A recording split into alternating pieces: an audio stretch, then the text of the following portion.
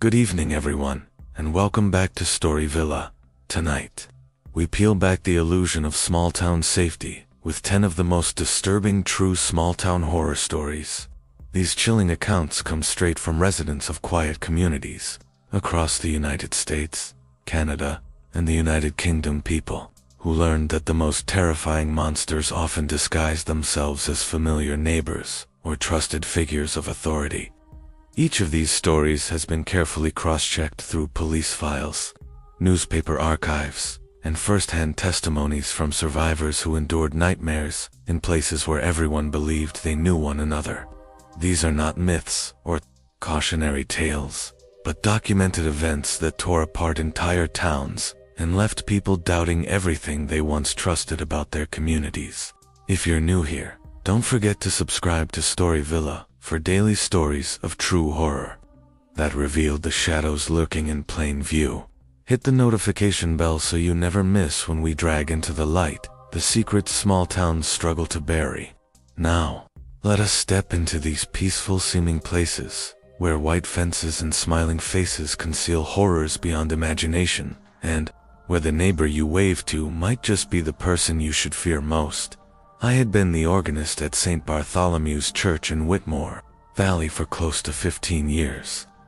In a village of scarcely 400 souls, tucked away in the rolling hills of the Yorkshire Dales, the church was more than a building. It was the pulse of our community. It was where we marked every major moment of our lives: baptisms, weddings, funerals. For over 2 decades, Pastor Edmund Thornfield had been our spiritual leader, and not a single resident of Whitmore Valley questioned his place as a pillar of virtue. That was what made what unfolded on that dreary October morning so utterly devastating. I remember the date perfectly. It was the Sunday before Halloween, October 26, 2019. The morning began as it always did. I arrived early, about an hour before service, to practice on the old pipe organ and go over the hymn selections. Pale autumn sunlight filtered through the stained glass windows, scattering jewel-like colors across the familiar wooden pews. Mrs. Peaton was at the altar, arranging flowers, humming softly in her usual way. Young Timothy Harwick was carefully lighting the altar candles, his expression grave with the duty Pastor Thornfield had entrusted to him. Everything felt perfectly ordinary, comfortingly routine. By 10 o'clock the congregation began trickling in. As I played the prelude, I nodded to familiar faces: old Mr. Blackwood leaning on his walking stick, the Morrison family struggling to keep their 3 children still in their Sunday best, Mrs. Davies clutching her well-worn prayer book.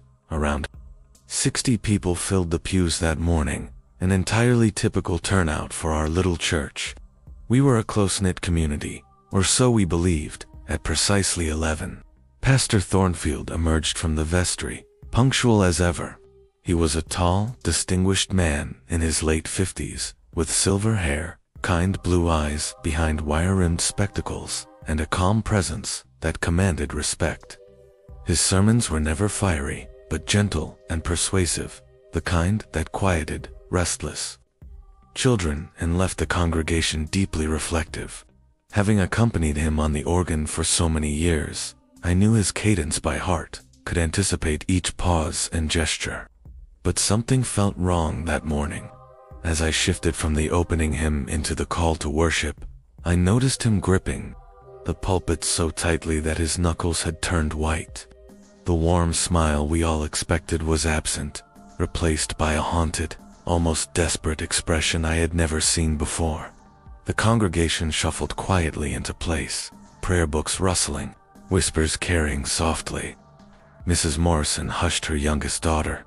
The air was thick with unease. Pastor Thornfield cleared his throat, but no greeting came. He stood in silence for what felt like an eternity. People began to shift nervously in their seats. I caught Mrs. Petton's worried glance and returned a small shrug, just as uncertain. Finally, he began to speak, but his voice was unlike anything we'd heard from him, strained, breaking at first, then gathering strength with each word. "My beloved congregation," he said, "I stand before you today, not as your pastor, but as a man crushed under the weight of sins too heavy to bear. A wave of murmurs spread through the church. This was no ordinary sermon. A cold dread crept down my spine that had nothing to do with the autumn chill. For 23 years, I have stood in this pulpit, he continued, speaking of forgiveness, redemption, the cleansing power of confession. His voice rose, trembling with emotion. I have counseled you in sorrow, celebrated your joys, held your secrets, and guarded your children. At the mention of children, a noticeable ripple passed through the congregation. Parents instinctively pulled little ones closer. But I have been living a lie, he said, eyes scanning the pews with a searing intensity that made many lower their gazes. A monstrous lie that taints every prayer I've spoken, every blessing I've given, every sacrament I've performed.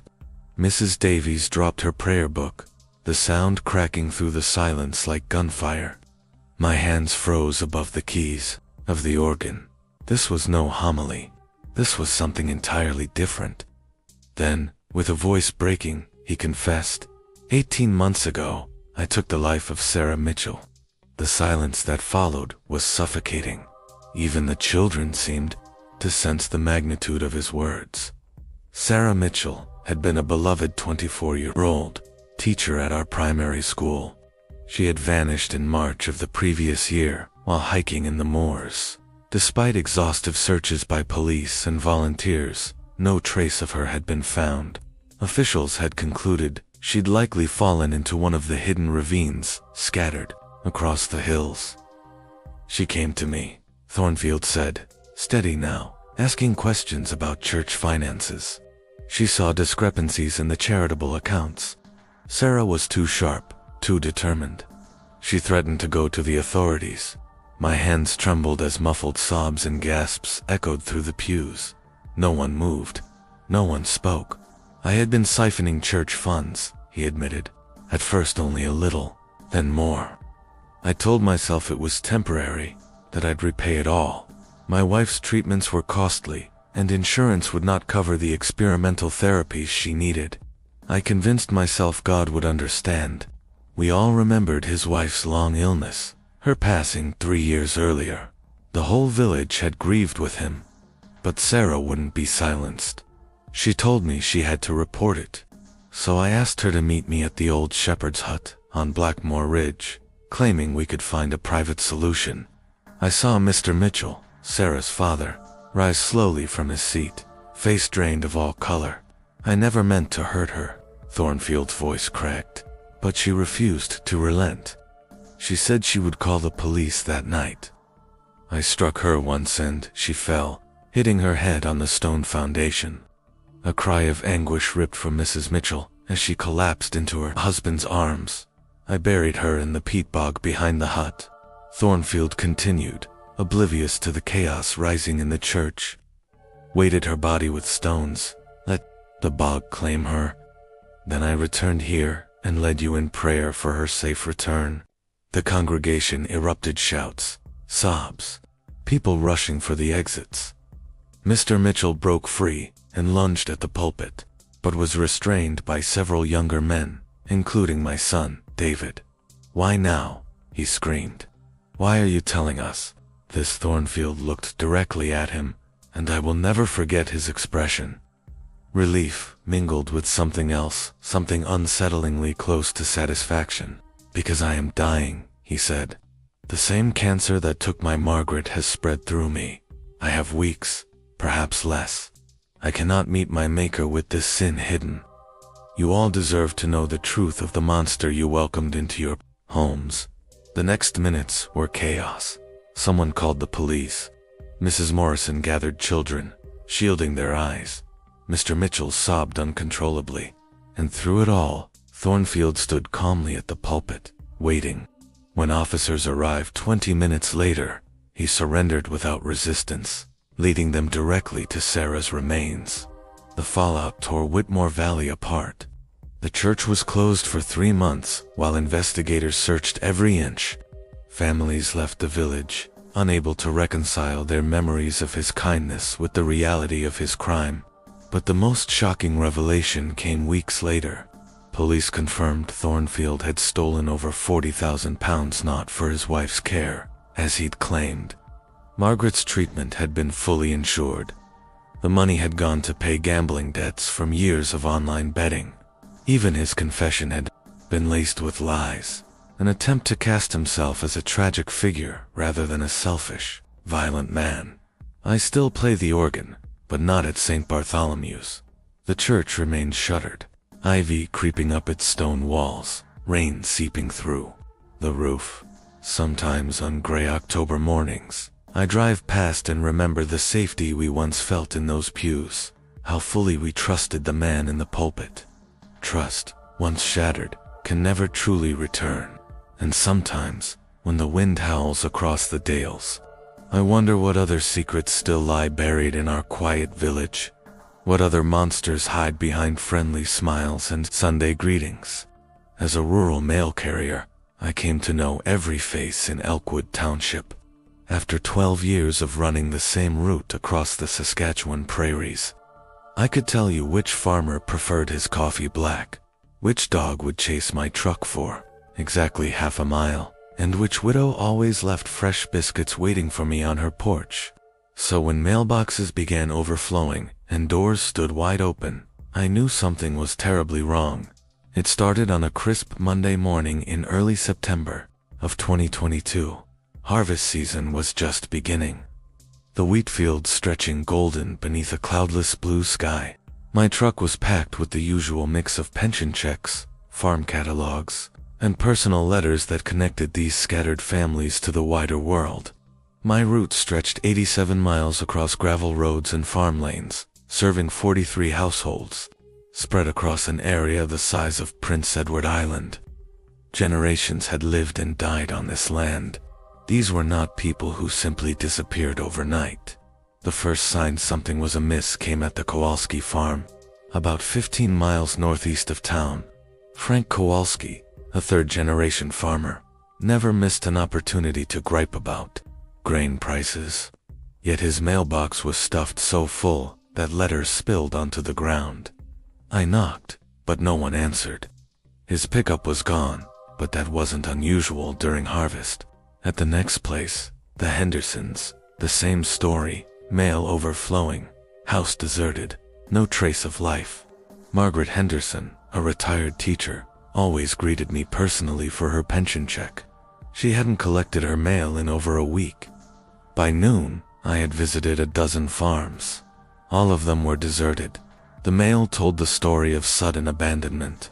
Important documents, checks, insurance forms, left uncollected, things no farmer would ever ignore during harvest.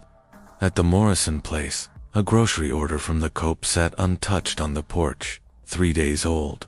The milk had spoiled, flies swarming around rotten vegetables.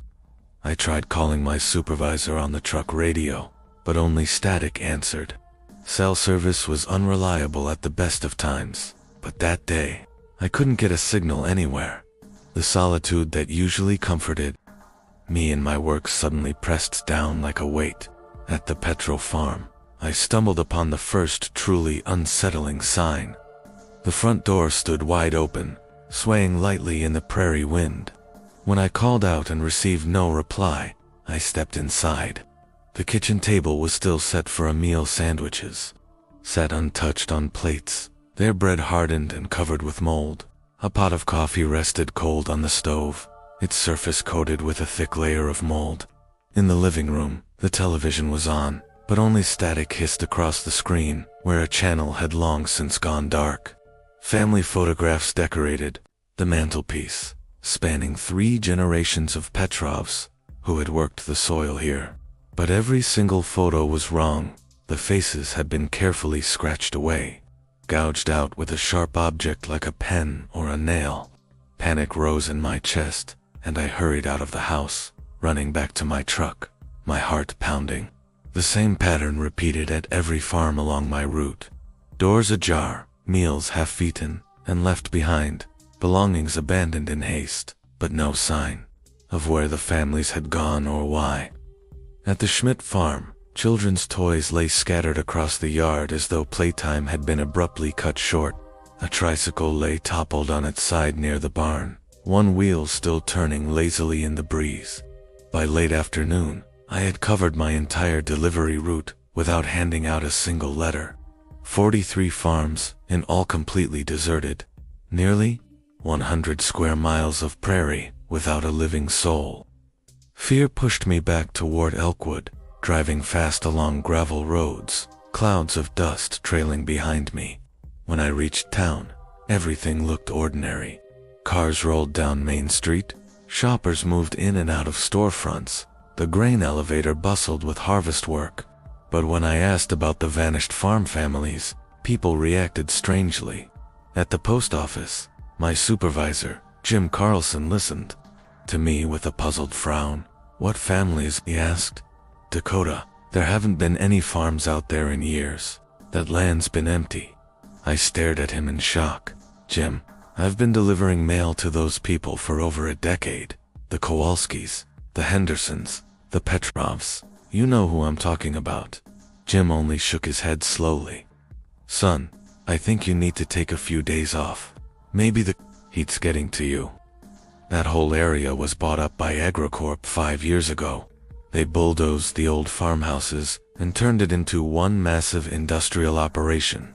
No families have lived out there since then, but I couldn't accept that. I knew what I had seen. I drove straight to the RCMP detachment to file a missing persons report, but Constable Morrison looked at me as though I'd lost my mind. He unfolded a large map of the district and pointed to the shaded zone along my route. "This whole area, AgriCorp land, has been for years. Industrial farming only. No homesteads, no families, no residents." That night, sitting alone in my kitchen with a bottle of beer, I tried to piece together what had happened. I pulled out my route book, the one I had used faithfully to record deliveries, notes, and special requests over the years. But every page that should have been filled with names and instructions was blank. Completely blank, as if no one had ever lived there.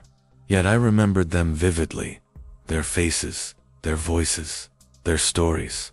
I remembered Frank Kowalski talking about how his grandfather first homesteaded the land in 1902. Margaret Henderson showing me photos from her teaching days. The Petro children sprinting toward my truck on Fridays when their comic books arrived. The next morning, determined to prove what I knew, I drove the route again, this time armed with a camera. But when I reached the fields, there was nothing. Just endless waves of wheat stretching to the horizon. No farmhouses, no barns, no mailboxes, no rubble, no scars in the earth to suggest anything had ever stood there. The land was eerily flat, and pristine rows of wheat so perfect it was as if they'd been planted half a century ago.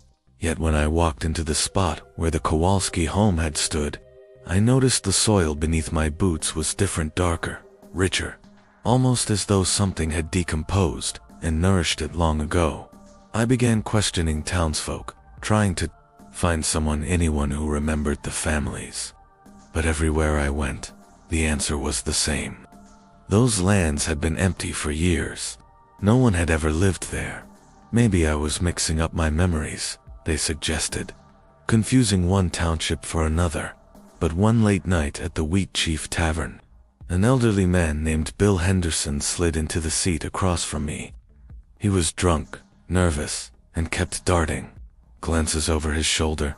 In a whisper, he asked, "You've been asking about the families on Township Road 47, haven't you?" I nodded. He leaned closer, his whiskey-soaked breath hot on my face. "My grandfather told me stories about that place. Said there was a settlement there in the early 1900s. Good, hard-working farm families.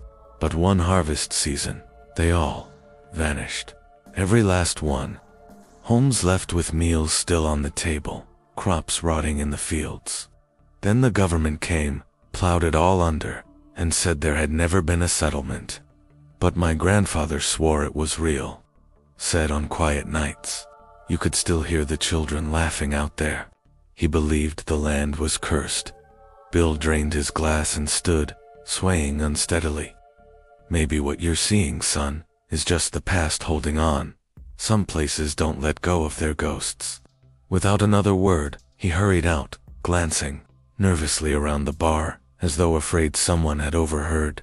That was 6 months ago. I still work for Canada Post, but after I kept pushing about Township Road 47, they reassigned me to a suburban route outside Saskatchewan. It's safe, busy, and uneventful.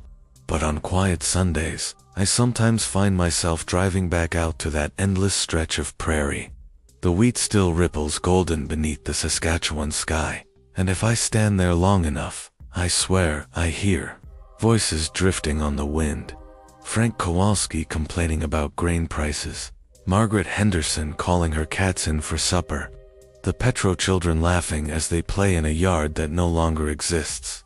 In my basement sits a box of undelivered mail letters, bills, and packages addressed to families who, according to everyone else, never existed.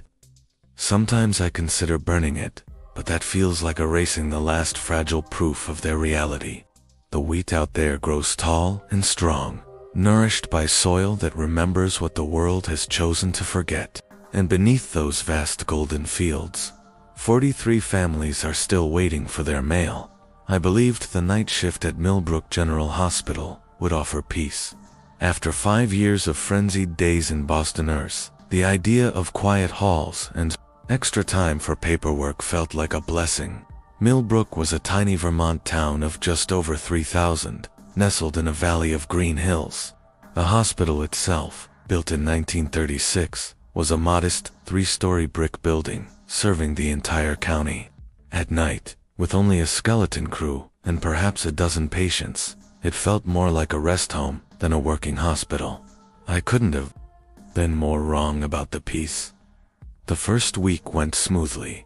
Patricia Winters, the night charge nurse, was a veteran of 30 years. She knew every creak of the floors and every quirk of the ancient building. She walked me through the routines, introduced the small staff, and gave me warnings. The elevators sometimes get stuck between the second and third floors, she told me on my second night, and the heating system makes strange noises. You'll get used to it. What she didn't mention were the voices. They started during my third week, on a silent Tuesday night in October. I was stationed at the second-floor nurse's desk when I heard a faint but urgent cry for help. It came from the east wing. Checking the call board, I saw no lights. Flashing every room was marked green. Still, I walked down the corridor. The sound led me to room 237, but the census showed it had been vacant for weeks.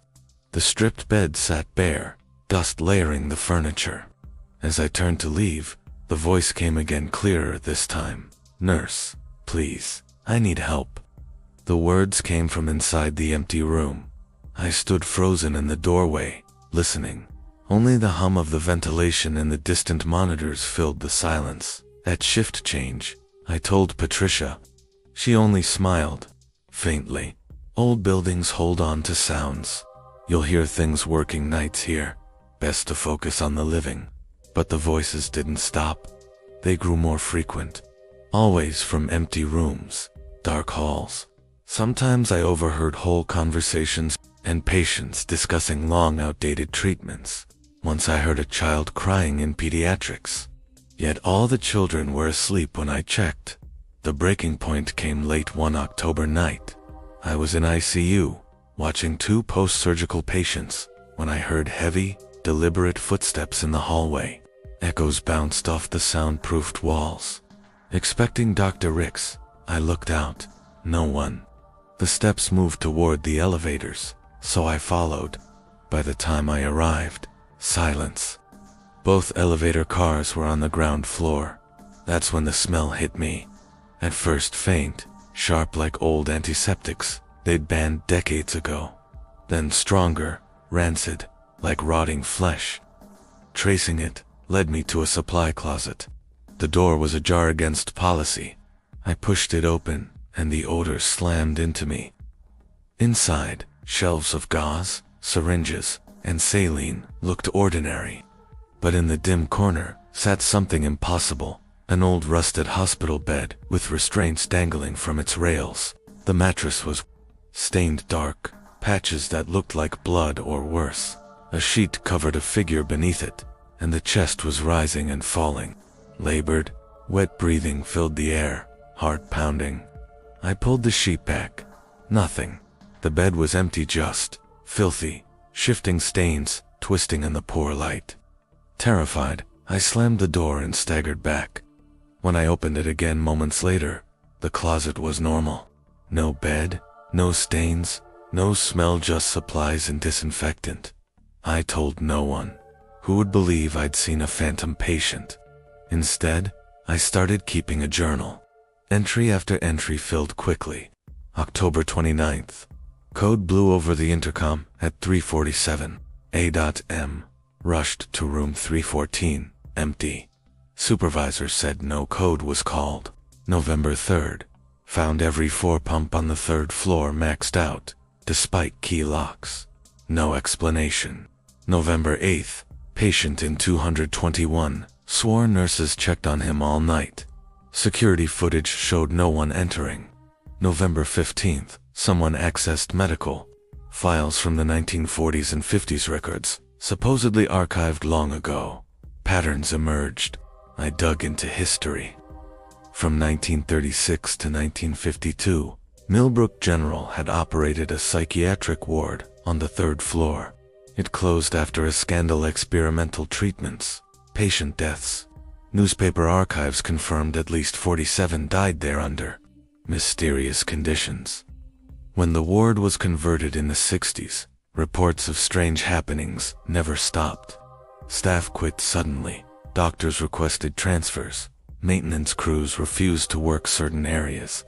In 1987, a nurse named Rebecca Torres filed a complaint to the state health department, claiming the hospital was haunted and patients were in danger. She was reassigned quietly. 6 months later, she died in a single car crash on a clear night. I brought my findings to Patricia one night, expecting disbelief. I laid everything out, my experiences, the history. Instead, she sat heavily and sighed. Her tired eyes met mine. I wondered when you'd start seeing them. Usually takes about a month. Some never do. Others, they attract attention. She explained that the night staff followed unspoken rules. They called it historical residue. They avoided certain wings between midnight and dawn. They never investigated strange sounds. They kept patient contact brief. Because the longer you lingered in Millbrook's halls at night, the more the dead seemed to notice you. The important thing, Patricia warned, is never to acknowledge them directly. Do not respond to the voices. Do not go looking for the source of the sounds. Do not attempt to assist any patients you encounter who aren't listed on the current census. The moment you interact with them, they grow stronger, more substantial. And once that happens, they do not like to let you leave. I lasted just 2 more weeks at Millbrook General. The occurrences grew sharper, more intrusive, more personal. My name would echo from empty wards. Notes appeared, scribbled on patient files in handwriting that mirrored my own.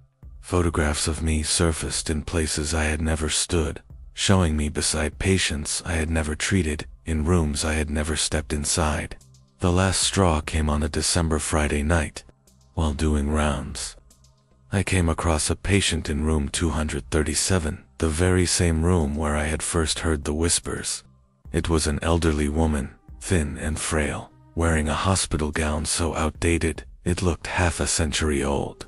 She clutched her abdomen, as if in terrible pain, reaching toward me with hands that seemed almost translucent under the dim lights. "Please," she begged, "help me.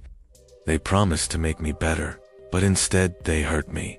Please don't let them hurt me again." Patricia's voice echoed in my memory, telling me to ignore what I saw, but instinct as a nurse took over. Real or not, a patient was in agony. I reached out and took her hand. The instant our skin touched, everything shifted. The bright, sterile corridors of modern Millbrook General melted away. I was suddenly standing inside the psychiatric wing as it had been in the 1940s. The walls were painted as sickly, peeling green, streaked with stains of unknown origin. The stench of sweat, filth, and fear was suffocating. From deeper in the ward came the sounds of screaming, pleading, metal cuffs clanging against iron frames. The woman before me was no longer old. She was young, in her 20s, her eyes wild and desperate. "They're coming back," she whispered urgently. "The doctors with their machines, their needles. Please, you have to help me escape. You have to help all of us." I tried to yank my hand free, but her grip was shockingly strong. Shapes began forming in the shadows, other patients, bound in restraints. Their bodies scarred by treatments medicine had abandoned decades ago. They all reached for me, pleading, demanding rescue. But rescue was 7 decades too late. With all my strength, I tore free and bolted toward the stairs. But the hospital had twisted into a labyrinth. Corridors stretched impossibly far. Doors opened into rooms that couldn't exist. No matter which way I turned, more of those long-lost patients appeared, closing in. For what felt like endless hours I ran, trapped in that nightmare version of Millbrook. When at last I stumbled out into the present-day hospital, only 20 minutes had passed by the clock in the lobby. My next memory was of sitting in my car, in the parking lot, drenched in sweat, hands trembling so badly I could barely turn the key. I drove home in silence, called in sick, and by Monday, I had submitted my resignation. The administration accepted it immediately, almost with relief, as though they expected it. 3 months later, I was working at a new, modern facility in Burlington, slowly piecing back my confidence. But at night, especially on long shifts, I would sometimes catch sight of a figure in an outdated gown, watching from the end of a corridor, or I'd hear my name whispered from an empty room. The patients of Millbrook General had not forgotten me. I came to realize they never would. I still live in Vermont, but I deliberately drive an extra hour out of my way to avoid that town. Millbrook General remains open, still serving the community, staffed by nurses and doctors brave enough to face its long nights. I only hope they are stronger than I was, strong enough to resist the pull of the shadows that linger in those walls. Yet, on the darkest nights, I wonder if any of them have started hearing voices from behind empty doors and whether they will be wise enough not to listen. When my daughter began suffering nightmares about school, I demanded answers. What I uncovered in the basement of Pennon Primary forced me to withdraw her immediately and question everything. I thought I understood about the quiet Welsh village I had called home for 37 years. Pennon is the sort of place where everyone believes they know one another's business, or at least I believed that. Hidden in a valley surrounded by rolling green hills, dotted with sheep, our little settlement of 800 had remained largely unchanged for generations. The primary school, a solid Victorian building of brick and slate, had educated countless children, including both Catherine and me, during the 1980s. Our daughter Emily had always been bright, happy, and eager to learn. She was 7 years old, in her second year at Pennon Primary, when the disturbing dreams began. At first, they seemed like nothing more than ordinary childhood terrors. Emily would wake in tears, muttering about dark places and strange voices. Catherine and I thought it was just her imagination, maybe sparked by a frightening story or a glimpse of something on television. But the nightmares grew more detailed, more vivid. Emily spoke of being led down stairways that should not exist into rooms filled with old desks and unfamiliar equipment. She described children who looked sorrowful, dressed in clothes from another time. Most unsettling of all, she claimed her teacher, Mrs. Griffiths, was part of it. "She takes us there during story time," Emily said one morning over breakfast, her face pale and serious. "But we're not supposed to tell our parents. She says it's our special secret." Catherine and I exchanged troubled glances. Mrs. Griffiths had taught at Pennon Primary for over 20 years, respected in the village for her devotion to students and her charitable work. The notion that she could be involved in something sinister seemed unthinkable. Yet Emily's fear was genuine and worsening. She began refusing school, complaining of illness, insisting she did not want to return to the special room. I decided I had to speak with the head ticker, Mr. Rhys Davies. At the next parents' evening, Mr. Davies had overseen the school for 15 years, and I knew him casually from local events. He was a tall, spare man, with graying hair and wire-framed spectacles, a man who always spoke in careful, measured tones. When I told him about Emily's nightmares and her reluctance to attend class, he listened politely, but showed little alarm. "Children can have powerful imaginations," he said, flipping through her school records. "Her progress is excellent, and Mrs. Griffiths praises her highly. Perhaps the dreams come from changes at home. Children often react to routine shifts in unexpected ways." His dismissive manner grated on me, though I tried to stay composed. I pressed the point. Emily insisted she was being taken underground. Were there basement rooms or lower levels the children might enter? Mr. Davies hesitated, his pen hovering above a form he had been filling out. "There are indeed storage rooms beneath the school," he admitted, "but they are not used for lessons. Children have no reason to be there." He looked at me then with what seemed like concern. "Mr. Clark, if Emily is struggling, I can arrange for her to meet with our educational psychologist. These matters are often resolved with the right support." The school indeed had some storage rooms located below ground level, but these spaces were never intended for teaching or learning purposes. Children had no reason whatsoever to go near them. He lifted his eyes toward me with an expression that seemed genuinely concerned. "Mr. Clark, if Emily is struggling to adapt to school life, I would gladly arrange for her to meet with our educational psychologist. Often, these kinds of issues can be resolved with the right professional support." I walked out of that meeting feeling unsettled, dissatisfied, and unsure what steps to take next. Later that evening, I discovered a note slipped beneath the windscreen wiper of my car. It was written on faded yellow paper in neat, deliberate handwriting. "Some secrets are kept for good reasons. Do not dig where you are not wanted." The words sent a chill coursing through my veins. Someone was observing me, someone who already knew about my concerns with the school. When I showed the note to Catherine, she immediately suggested we take it to the police. But what exactly could we report?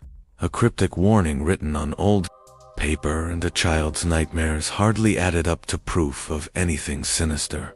Over the following days, I made a point of watching the school more carefully. I offered to volunteer for the preparations for the autumn fair, which gave me a legitimate excuse to spend extra hours in the building while classes were in session. On the surface, everything looked perfectly normal. Children shouted and laughed.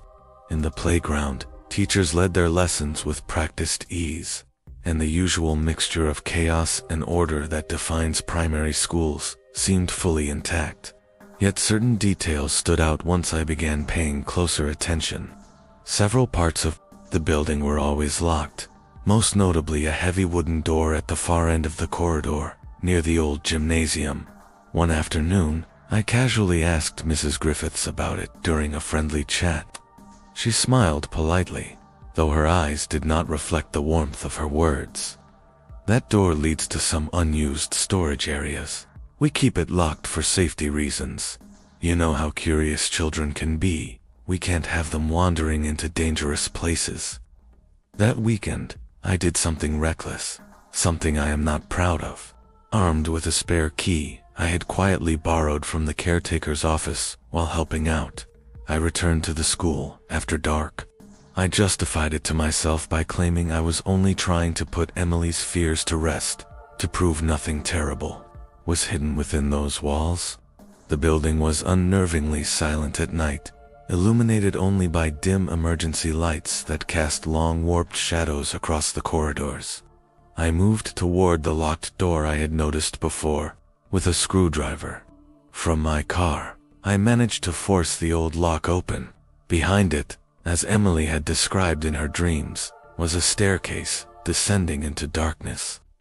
The air below was heavy, stale, and carried the sharp, unpleasant odor of disused hospitals or old laboratories. Dim, battery-powered emergency lights gave just enough glow as I descended into a basement level I never knew existed, the underground. Space was larger than I could have imagined, a network of narrow hallways leading into several separate rooms.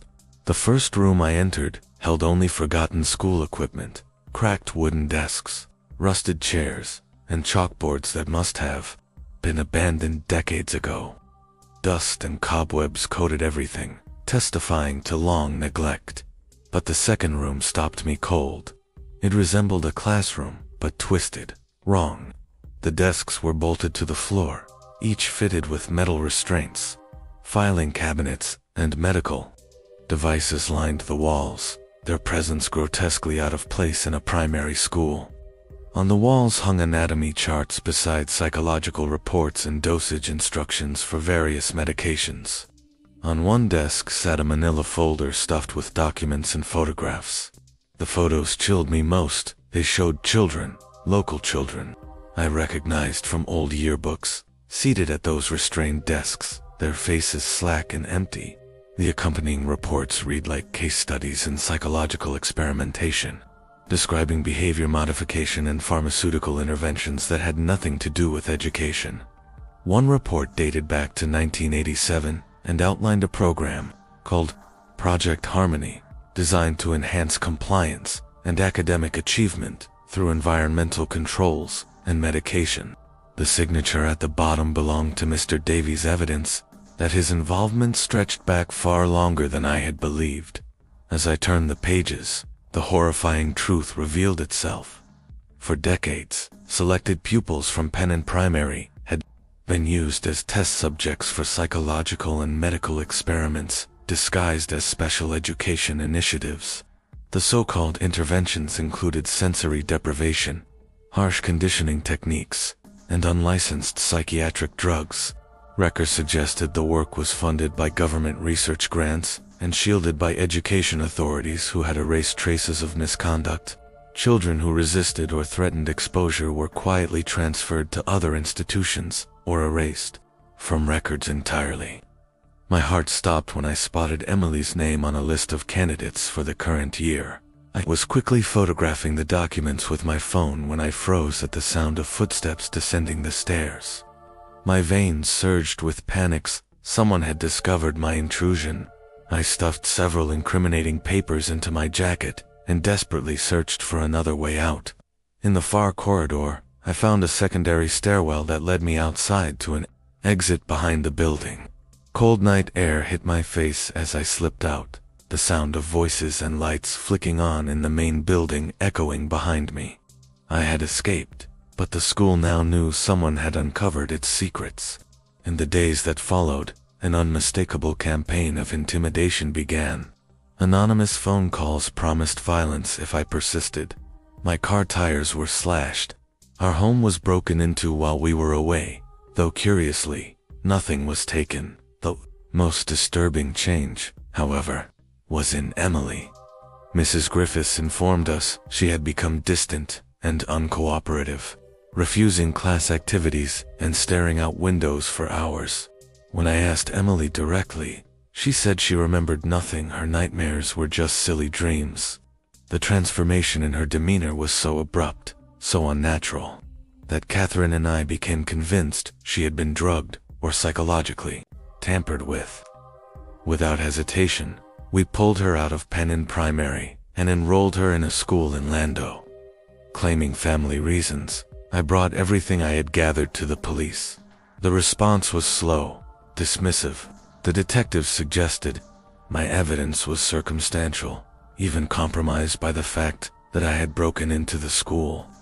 Weeks of endless red tape ended with the announcement that the case was suspended due to lack of credible proof. Refusing to be silenced, I contacted a BBC journalist known for deep investigations.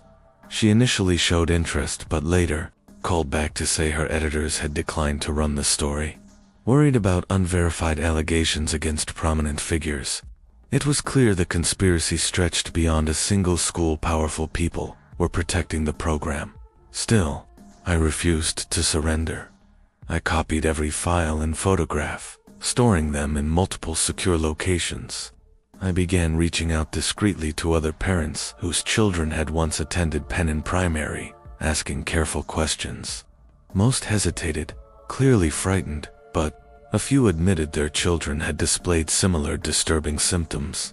My research uncovered references to nearly identical programs operating across Wales in the 1980s and 1990s.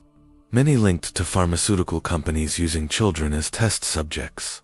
Several had been shuttered following scandals of child deaths and permanent psychological trauma, but those responsible had simply moved to new posts in education.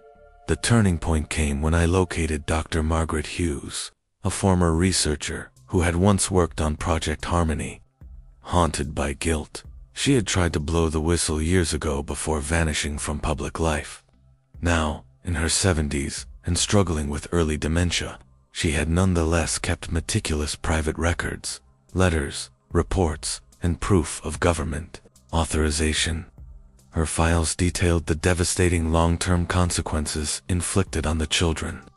With Dr. Hughes's testimony and documents, I finally had enough evidence to attract a national newspaper. The ensuing investigation uncovered the horrifying scale. Over 200 children across 12 Welsh schools had been subjected to the program. Many were left permanently damaged. At least 8 had died from the experimental treatments. Criminal charges were eventually brought against multiple researchers and educators. Mr. Davies himself was convicted of child abuse and conspiracy, sentenced to 12 years in prison. But for every truth revealed, I am left wondering how many other schools, how many other children, still remain hidden under the shadow of secrets no one wants uncovered. Mrs. Griffiths received a reduced sentence in return for her cooperation with investigators, though she insisted that she had only been following instructions from higher authorities and claimed she had never fully grasped the true purpose of the program. Penn Primary was shut down for good, and the building now stands abandoned, its windows sealed with boards and its playground slowly swallowed by weeds. The village has never truly healed from the discovery that one of its most trusted institutions had been concealing such sinister secrets for so many years. Emily slowly regained her strength, though it took years of therapy before she could recover from the psychological scars of her ordeal. Today she is a bright, thriving teenager, successful in her studies and seemingly untouched by the horrors she once endured. Yet Catherine and I both understand how close we came to losing her to a system that regarded children as disposable test subjects. The official inquiry declared that Project Harmony had been a rare and isolated case, orchestrated by a small circle of rogue teachers and researchers. But I remain unconvinced.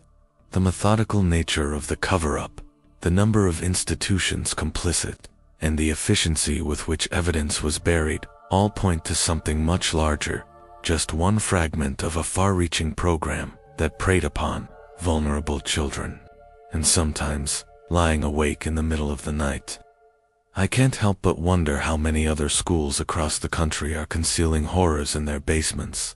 How many parents, like myself, dismissed their children's terrified stories as imagination, when in truth they were desperate pleas for help that no one ever answered. I returned to my childhood town after 15 long years.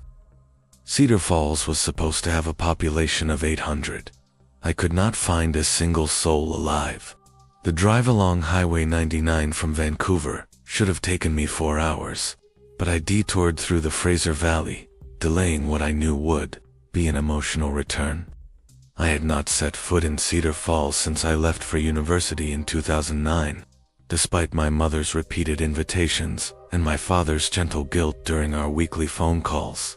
But now both of them were gone, killed 3 months ago in a car crash on a rain-slicked mountain road just outside of town. The lawyers managing their estate had been urging me to come back and settle the family property, a modest 2-story home on Maple Street where I had spent the first 18 years of my life. Cedar Falls was always the sort of place you either cherished or fled from.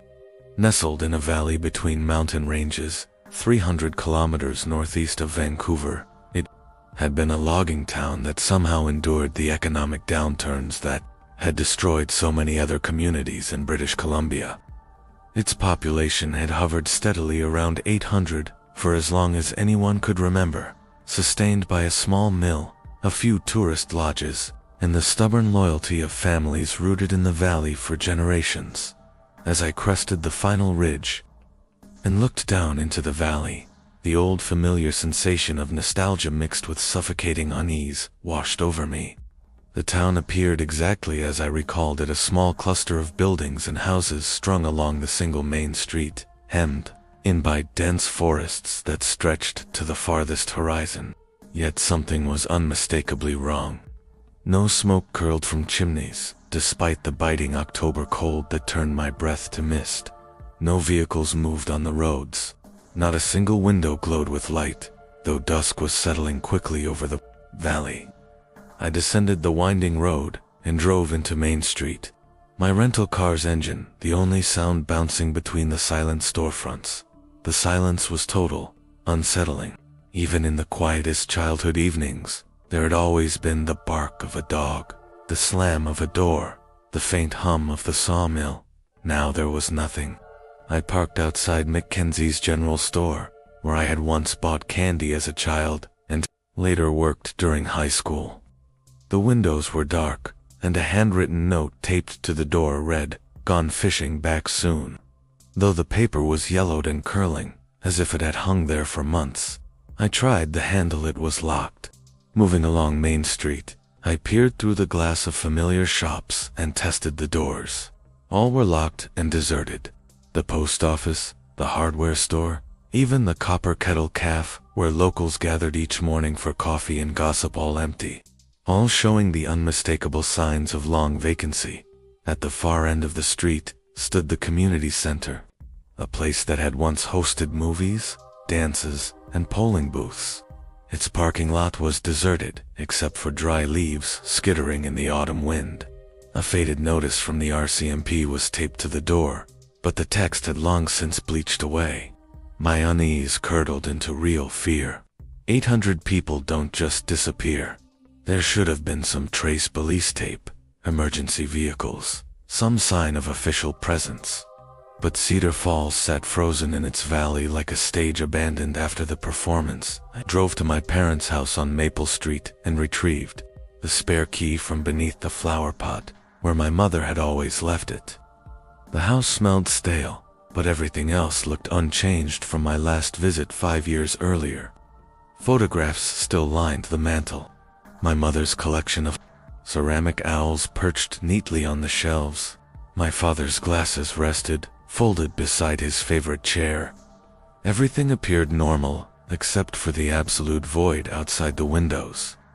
I tried calling the nearest RCMP detachment, but my phone displayed no signal.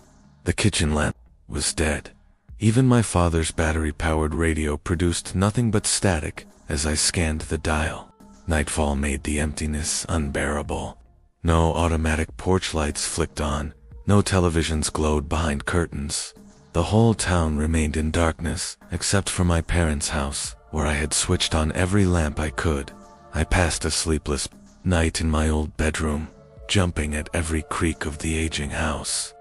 Hour after hour, I peered through the curtains, praying for any sign of life, a passing car, a neighbor's light. But the valley remained silent and black. At dawn, I began a thorough search of the town, going house by house, determined to find answers.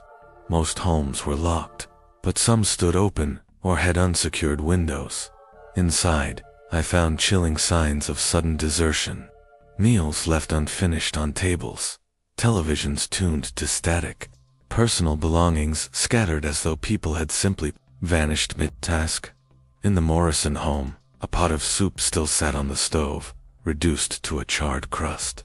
The kitchen calendar showed September 2024, just a month before I arrived. At the Hendersons, toys littered the floor, and a half-complete jigsaw puzzle lay on the coffee table. depicting a mountain view disturbingly similar to Cedar Falls itself. The most disturbing discovery was at the Kowalski residence on the town's edge. The front door swung open in the wind. In the kitchen, vegetables sat chopped on a cutting board, and a pot of water had boiled dry on the stove beside an open recipe book for beef stew.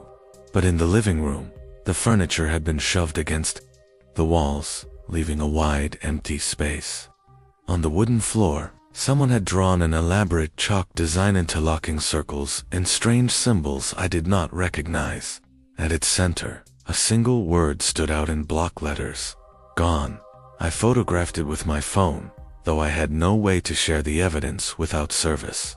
The symbol looked like something ritualistic, almost occult. But Cedar Falls had been home to pragmatic, grounded people, loggers, shopkeepers, retirees, not mystics or cultists. When I searched the sawmill on the town's edge, I uncovered more mysteries. The site had been closed down carefully, equipment secured, and paperwork properly filed. Yet there was no record of when or why the shutdown occurred. The employee lot contained about 30 cars, all lightly dusted with leaves, as though abandoned weeks ago. Most still had keys in the ignition, as if the workers had parked and never returned. By the third day, I was beginning to lose my grip. The suffocating silence, the overwhelming solitude, and the undeniable signs of a vanished community were breaking down my sanity. I found myself speaking aloud, just to hear a human voice, circling back through the same houses. Desperate for some detail I might have missed, something rational to explain the disappearance of Cedar Falls. On the fourth morning, I uncovered something that shifted my entire understanding. While combing through old records at the town hall, I came across minutes from a Cedar Falls Municipal Council meeting dated September 15, 2024, just a month and a half before I had arrived. The final agenda item was cryptically labeled Blackwood Project Final Phase. I had never heard of anything called the Blackwood Project, yet the documents suggested it had been in discussion for quite some time. Notes referenced population relocation, organized evacuation measures, and government-issued compensation packages. Most unsettling of all was a note confirming that every council member had signed strict confidentiality contracts concerning the project specifics. My continued search led me to a locked cabinet inside the mayor's office. With a crowbar borrowed from the local hardware store, I pried it open and discovered files that revealed a grim reality about Cedar Falls. The Blackwood Project, according to the records, had been a joint endeavor between the Canadian government and an unnamed private company. The plan revolved around experiments in atmospheric manipulation, which required the total clearance of a small, isolated settlement. Cedar Falls had been selected because of its seclusion, its modest population, and the ease with which it could be severed from outside access and communication.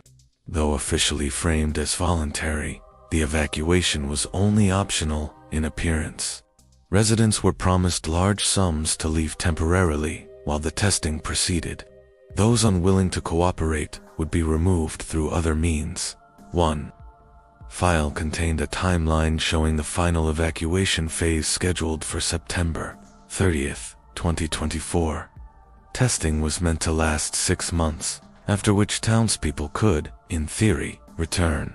But attached to the timeline was a handwritten slip that hinted everything had gone awry. Dated October 2nd, it read only, Phase 3 complications, population recovery impossible, recommend permanent site abandonment. I spent the rest of that day digging deeper, but instead of clarifying, the files raised even more questions. What was truly being tested? What exactly had failed during the process?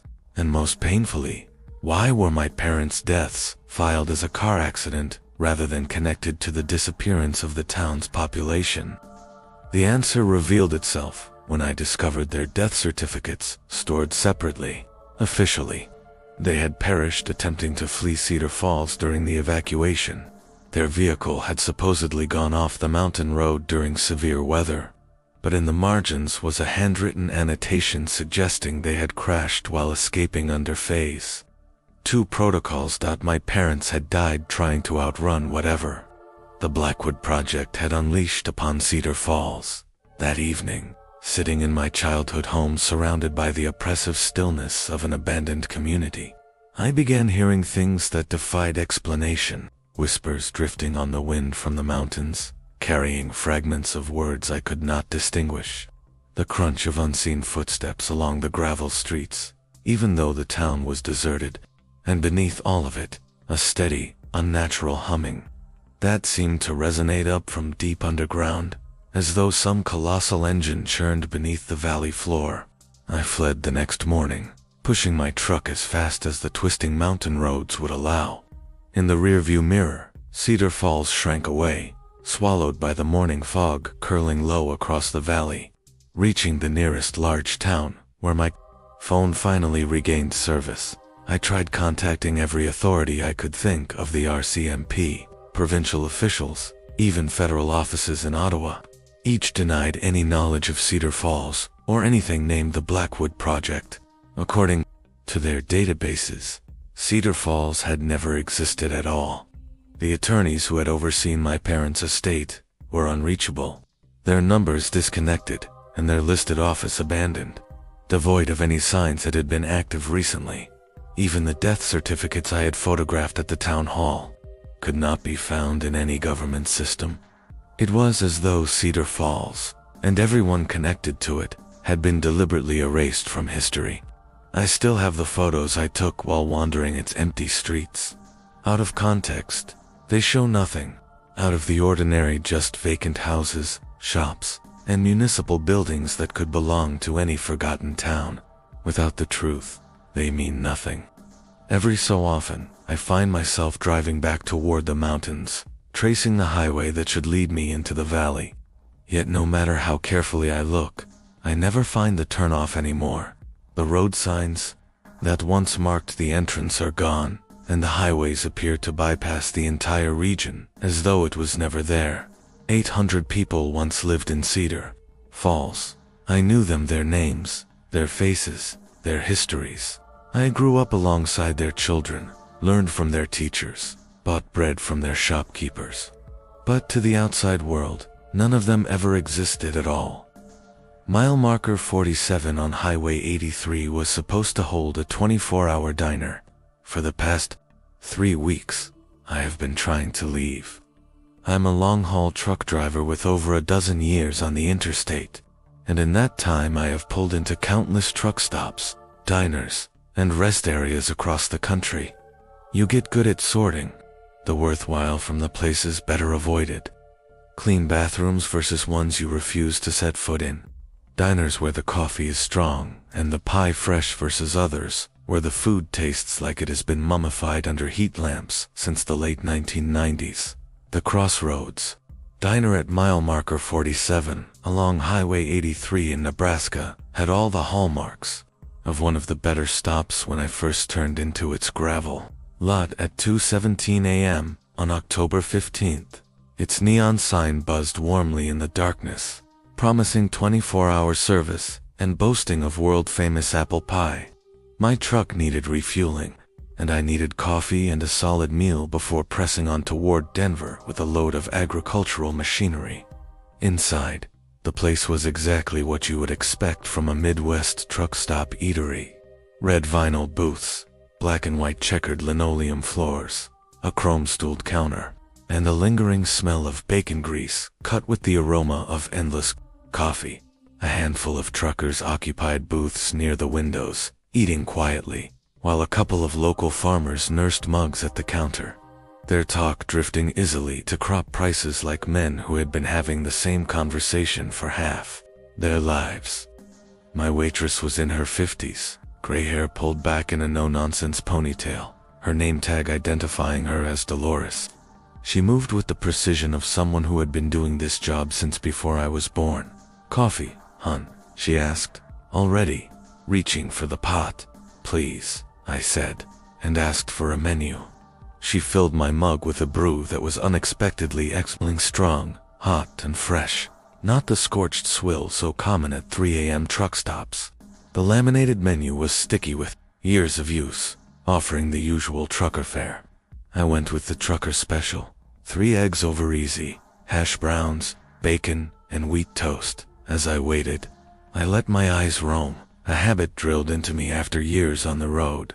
Truckers pick up a sixth sense for situations, people, and place, instinct for danger, opportunity, or just something strange. The other drivers looked ordinary enough men in flannel and baseball caps, weary but focused on their meals. At the counter, the 2 farmers were still talking grain yields. One was clearly older, weathered hands toughened by decades in the fields, while the other was perhaps mid-40s, his sunburned skin telling of long hours outdoors. They spoke with the easy rhythm of old friends, filling silences with the comfort of familiarity. My order arrived quicker than expected, and it was far better than I had hoped.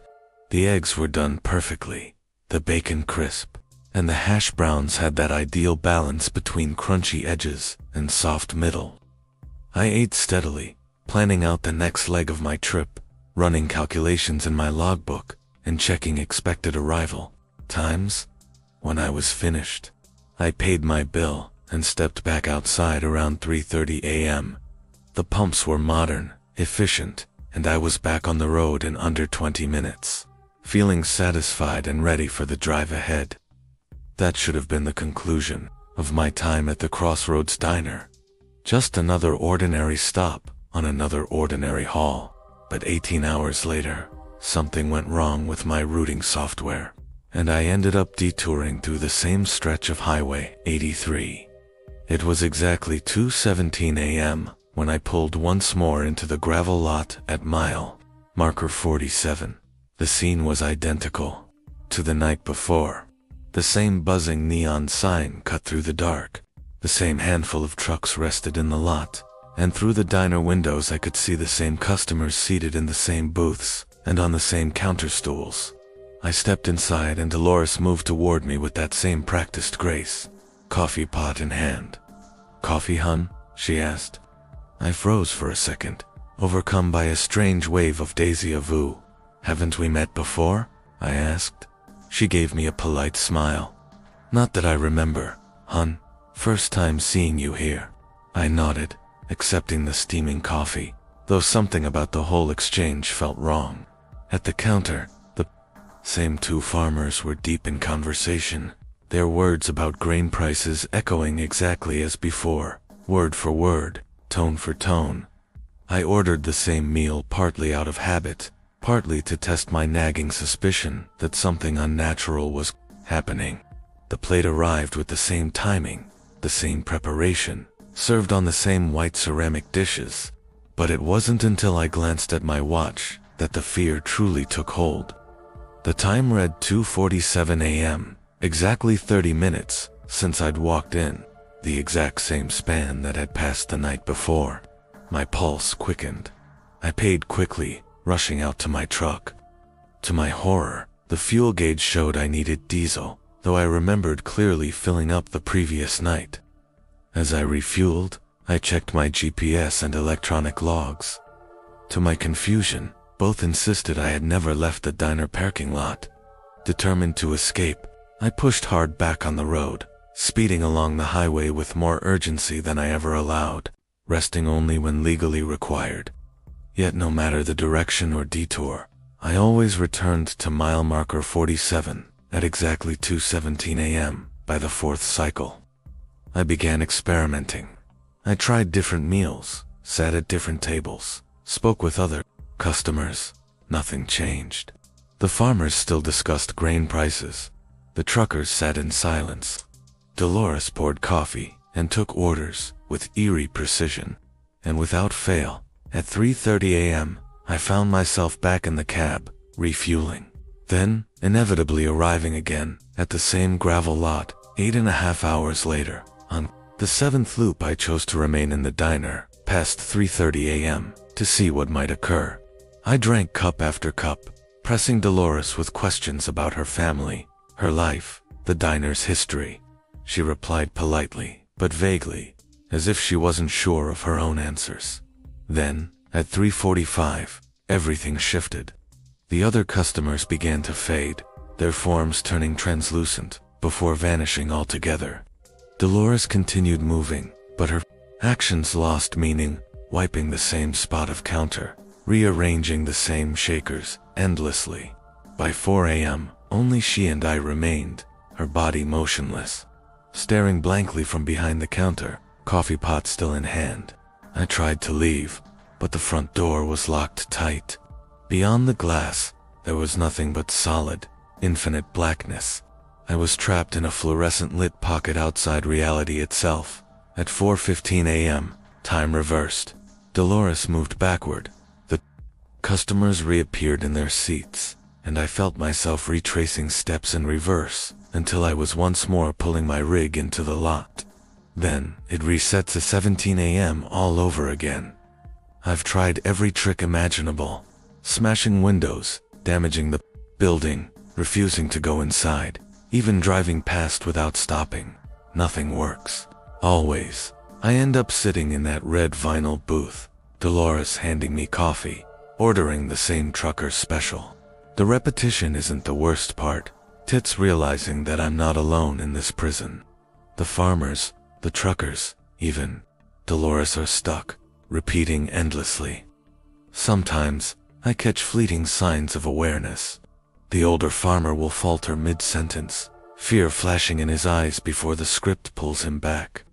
Another trucker will glance around, confusion and dread etched on his face. And Dolores sometimes breaks her rhythm to meet my gaze with eyes that hold centuries of exhaustion, as though she remembers every repetition in excruciating detail. I've tried to count the loops by scratching marks into my logbook, though many vanish when the cycle resets.